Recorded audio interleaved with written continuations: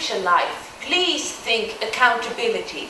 Please think of shorter payoff times and more return on investments. And the more money the company can make on you, the more they will love you, and the less likely it is that they will fire you. There will be a lot of changes within different professional roles in the future, especially in the business and the marketing field. All these changes are more or less connected to internet. We have another big trend ongoing, and that is alternative media. I'm sure you heard about that one, right? Have you heard about alternative media? Okay. There is a shift from old media to new media. Sometimes it's called alternative media. This means that we are leaving the printed world, the TV commercials, radio commercials, and we are moving over more and more and more to marketing and campaigns and advertisements on the internet. This is a huge obstacle for the TV industry, I can tell you. But there are other trends. There are a lot of trends. And these 7 trends I will go through more deeper here today. And after this, I will talk a little bit about culture differences, and I will round up with the international capabilities that would be good to have in the future. So, the development within IT, we all know about that, and most we think about the cell phones, the computers, and what you can do on internet. That trend has been ongoing for how long? 15, 20 years? But it will continue to go on, and it will go faster and faster, and it will change your professional roles in the future, and I will show you how. Another trend, which is related to business and sales, is called power shift within channels. Before it was like this, that a company sold their products through a channel, a retail chain such as Prisma, or a store, or at a farmer's market. Today, there is a shift from selling the products through stores and retail chains over to the internet. And we have all heard about the online sales and how that is growing. It has been growing for the past decade. It will continue to grow. And approximately 20% of all the retail money is now on the internet, more or less globally, in Europe and in North America. And 50% of all the North American households now make purchases online. This will grow in the future, and that will change your professional roles.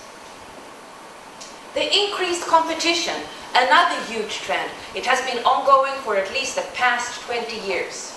There is hardly anything that is called unique selling propositions anymore, or unique selling points. The competition has led to that companies now scanning the entire globe for new markets, emerging markets, niches, target audiences that somebody forgot. North American companies are coming into Europe in order to search for new markets and new money. European countries are going to America to do the same.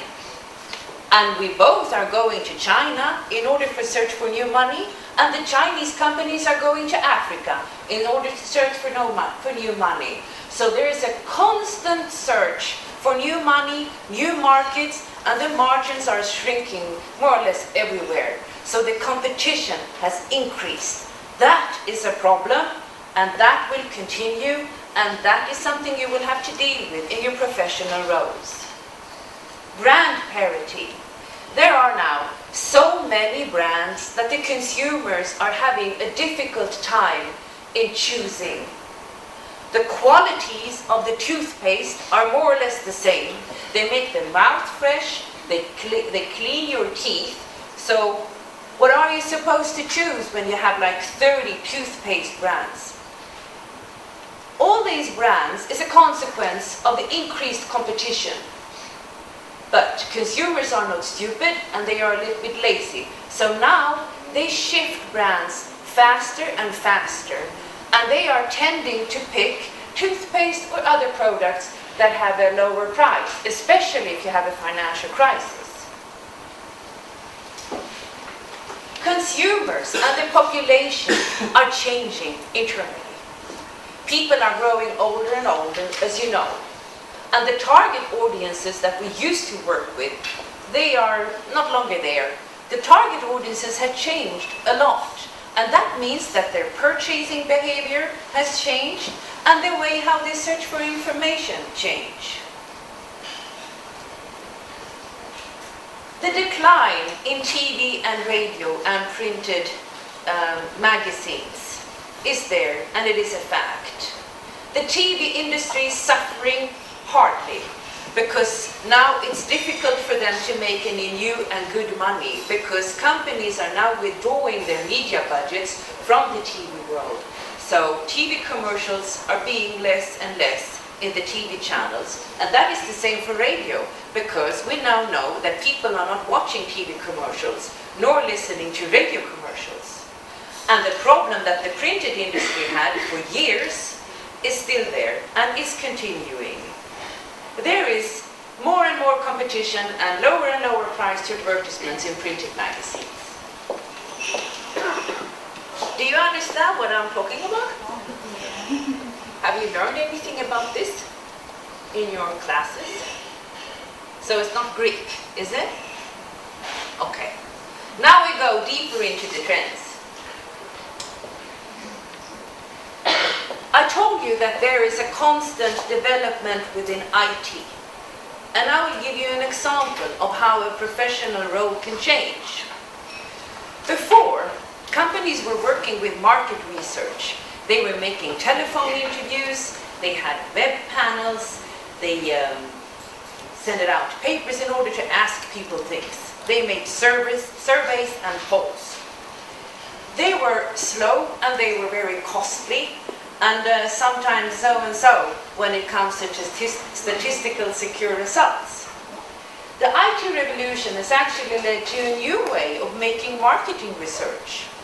I will show you an example. A company that has a lot of customers picks up 500 customers from their customer base. They make 250 as a control group. The other 250 they launch a new product offer to. And then they just see what happens. Will the customer buy? Oh, they did. How many bought? Why? When? How often? How much? What size did they pick? What do they look like? Are they young, old, male, female, kids?